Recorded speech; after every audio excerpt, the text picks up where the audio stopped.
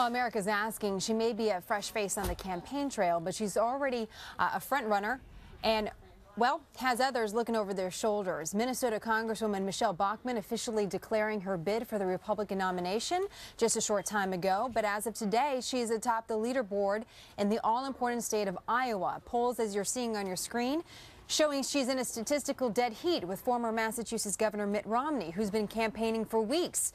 So how much does the Tea Party have to do with Bachmann's rise? And one of the questions we wanted to ask today is, what will the Tea Party's role be in 2012? Joining us to answer your questions, Jamie Radtke. She's the chairwoman emeritus of the Vrigina Tea Party Patriots Federation. She's also a Republican U.S. Senate candidate in Virginia. Matt Kibbe is president and CEO of Freedom Works. Mark Meckler, co-founder of the Tea Party Patriots. And welcome to you all as we tackle some of these issues going into 2012.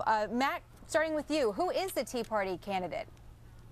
I don't think there is a Tea Party candidate yet. We're trying to measure all of the potential nominees based on the same standard from the Contract from America. Do they line up with Tea Party values? And importantly, can they put together the practical mechanics of a winning campaign? I think that's a test for a lot of the candidates that we know share our values, but it's not just enough to agree with us. We have to win, too. Mark, do you agree with that Michelle Bachmann maybe isn't the Tea Party candidate, that maybe that title goes to somebody else? I don't think there is a Tea Party candidate. And what we're looking for is the Tea Party movement itself to analyze the candidates, to make a mature analysis of their positions, their histories, the things that they're saying right now in the campaigns. They'll make the decision when the time comes. So who would that be, Jamie, if it's not any of the candidates that are out there so far? Well, I certainly think that there are candidates that are out there. I mean, as someone that's worked closely with Michelle Bachmann, I think one of the things that the Tea Party really appreciates about her has been her fearlessness and the fact that she is not beholden to any sort of special interest groups. I mean, I've been on Capitol Hill with her, and I've watched her not just take on the liberals, but also take on her own party leadership and say, hey, you promised $100 billion in cuts. You promised to repeal Obamacare. I'm not voting for the continuing resolution. So I think that she does have credentials in the Tea Party movement, but as the others have said, we'll watch and see, but I believe she's got the fire in the belly for sure. Well, Jamie, the Tea Party certainly has changed the course of your fate as well. You're jumping in, you're running for Senate in your state.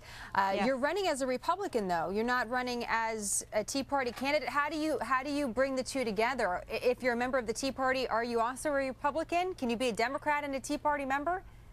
Well, you can be a Democrat, an independent, and a Republican. We have all sorts in the Tea Party. I'm running as a Republican Tea Party candidate, have been the chairman of the Vrigina Tea Party Federation. And what we really see is people who are just tired of the political establishment. I tell them it's not about R's and D's. It's really about Washington, D.C., and the rest of us outside the Beltway. And that's really what the frustration is. Even if you look at this current debt situation, I mean, you're in a hole. Stop digging. I mean, we're going to dig our way to China, and yet you still have this ongoing discussion about digging a deeper hole on our debt.